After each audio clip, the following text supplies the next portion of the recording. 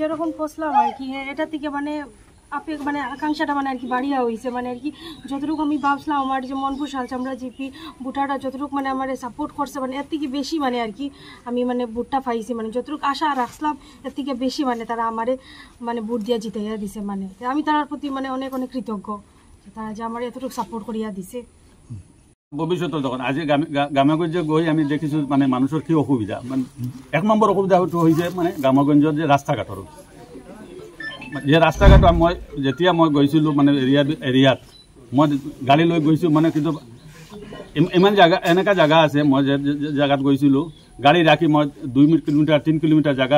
মানে হাঁটি হাঁটি গৈছিলোঁ তখন মানুহে মোক দেখাইছিলে বলে দাদা আমরা ইমান বছর হয়ে গেছে ভারত স্বাধীন হয়েছে তার পিছতো মোর রাস্তাটো হওয়া নাই আপনি নির্বাচিত হলে মোর রাস্তাটো বিশ্বাস আছে আমার আর কি আপনি রাস্তাটো কৰিব পাৰিবে মই এই আশ্বাসটো দিছোঁ যদি আপনার যদি নির্বাচিত হয় তাহলে আপনার আশাটো আমার মই যত সম্ভব রিটার্ন হওয়ার পিছত আমি কামটো করে দিম তাও আমার এই ভরসা আছে আমার ডিপার্টমেন্টের প্রতি পঞ্চায়েত ডিপার্টমেন্টের প্রতি আমার অতটুকু ভরসা আছে যে কাম কৰিব পাৰিলে যে কাম কৰিব পাৰে তাক কাম দি থাকে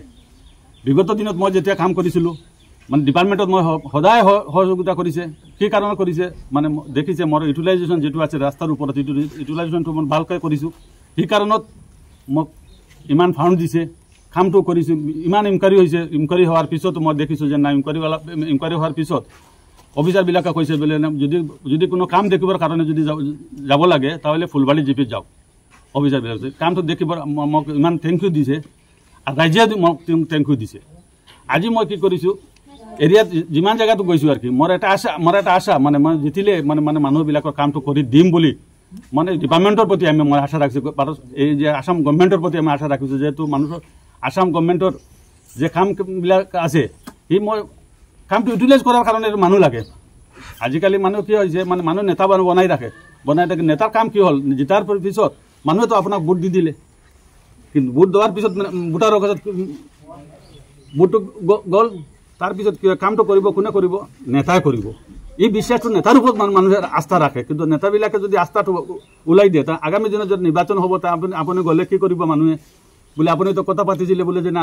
জিতাৰ পিছত আপনি কামটো কৰি দিবে মই আশা এইটো ৰাখি আছো আৰ কি মই মনপুৰ শালচামড়া জেলা পৰিষদ যিমান কাম আছে যিমান সম্ভৱ সোনকালে মই কৰি দি মানুহৰ আশাটো পূৰণ কৰি দিম।